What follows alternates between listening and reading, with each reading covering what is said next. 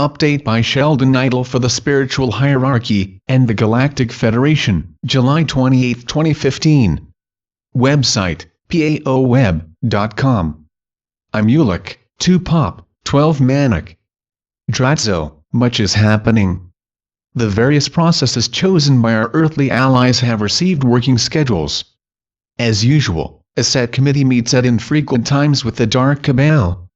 In these meetings, our earthly allies provide the Dark's emissaries with a series of ultimatums.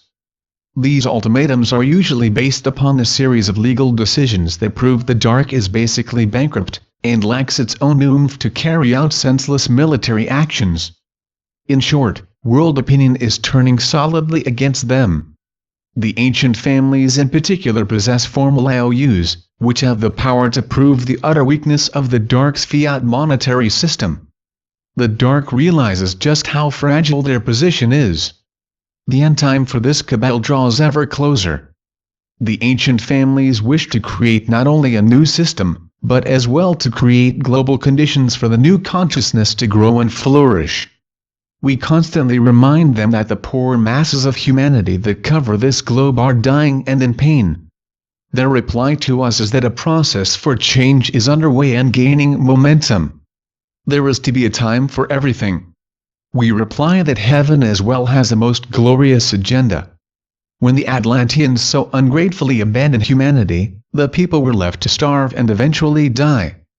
In this instance the Anunnaki arrived and under a strict agreement with heaven partially rose up the people and put them under the heinous yoke of their dark rule.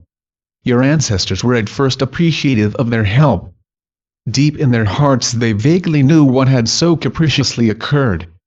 These new Dark Ones were attempting to replace the Atlanteans, and erase their memories of who they really were. This troubled your ancestors as they realized that something wonderful needed to happen to return them to their former state. Eventually, as the millennia passed, your ancestors adapted to this limited reality. The golden ages after Atlantis proved to most of your ancestors that there were some rewards for supplication. Nevertheless, the hope of those who remembered the old world was a constant mantra for heaven to send a true champion. We were secretly appointed to watch over you and await further instructions. Since the destruction of Atlantis, your ancestors suffered as the Anunnaki mercilessly ruled over them. After the last golden age ended with the Great Flood, the Anunnaki selected minions to serve in their place as masters of you. The Anunnaki began to divide you into different groups, and use this as a means for greater control. Moral rules to govern these societies were passed down, and many other rules were given to aid their minions in governing these very diverse groups. The minions were taught about war, hatred and other ways to manipulate a society. By modern day, you had mostly forgotten about your past and accepted many of the precepts passed down from the previous 8 millennia. Your present societies are in reality changing how you look at this. The Anunnaki are gone. The minions proved to be a truly inept group. They only know what the very astute Anunnaki taught them. They have had easy access to wealth, power and a general governmental indifference. This creates a kind of stupor, which can be used to finally finish them off. As consciousness grows, you begin to see how this realm can be changed. The ancient families work partially within the context of the old reality. Something new is needed that can quickly transform these millennia-old predicaments. We believe that a transparent and powerful movement can work to swiftly alter this realm. We have been suggesting this for years. Small groups intent on improving local conditions have popped up all over your globe. These tiny movements are gradually consolidating what is needed as major groups to come together and create networks with power. In other words, to do this with powerful benefactors who use their wealth to advance these numerous projects. To us, this is a more acceptable way. The Dark can then attempt to interfere. Let them, and use it to advance the power of this cause. Their corrupt methods can only lead to a true quiet revolution. This needed to be done a half-decade ago. The result of this growing consciousness can then oust these scalawags from power. The results are the same within a much smaller time frame. We are your ascended masters. We come with a message for all. Right now on Gaia, A great energy is moving into your various life zones.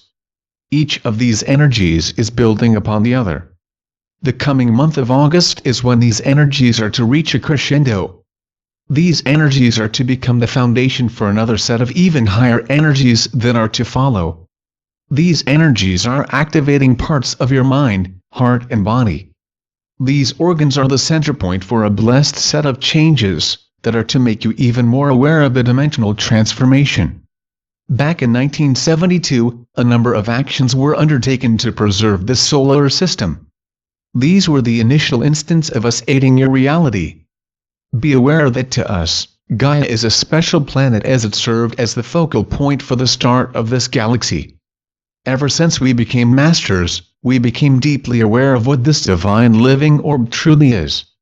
It is a blessing to know that its preservation is a divine part of our many sacred duties. As you grow in consciousness, you can better sense her immense importance to the solar system. These new energies are part of a continuing system of energies that begin to flow into Gaia at the start of this millennium. These energies are to be the jump starter of the preliminary energies needed to start your changes.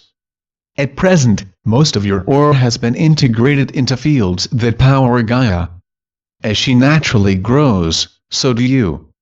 In August, the next sets are to commence flowing into this orb. We are regulating these energies and the transformations they are to cause. They are, in fact, a type of tonal pattern needed to move you to your next stage of growth. The dark has become aware of what is happening, and we are assuring heaven that our protection extends throughout this surface world. Meanwhile, the dark is as well discovering that its plans to prevent these transformations are badly failing. The light is drawing closer each day to a most blessed victory. The blessed song of heaven is reverberating throughout this realm. We ask that you remain positive and use your mostly untapped inner powers to see that this timely change happens as planned. Each of you is in reality a jewel of heaven. Use your collective abilities to permit these brilliant inner jewels to shine. If you look around you, you can then see this grand energy in action. Visualize this, and in so doing allow your brethren to shine with a brilliance so great that it ends the power of the dark and lets the light of heaven in. Let this be the time of a great end to those who in the dark's name kept all of you doubting who you are and what you are capable of. The time comes to let this realm know that your merciful guardian energies are preparing to emerge and create a new realm filled with peace, cooperation and joy. Hallelujah! A new time of freedom and prosperity is nearly upon us. Today we continued with our weekly messages to inform you of what is happening across this globe. Our space and inner earth families are providing the grounds for the great set of changes that are currently underway. We thank all who are so graciously aiding all of us in this mission to transform humanity. Know, dear ones, that the countless supply and never-ending prosperity of heaven are indeed yours. So be it. Selamat Gajan, Selamat Ya. Syrian for be one, and be in joy.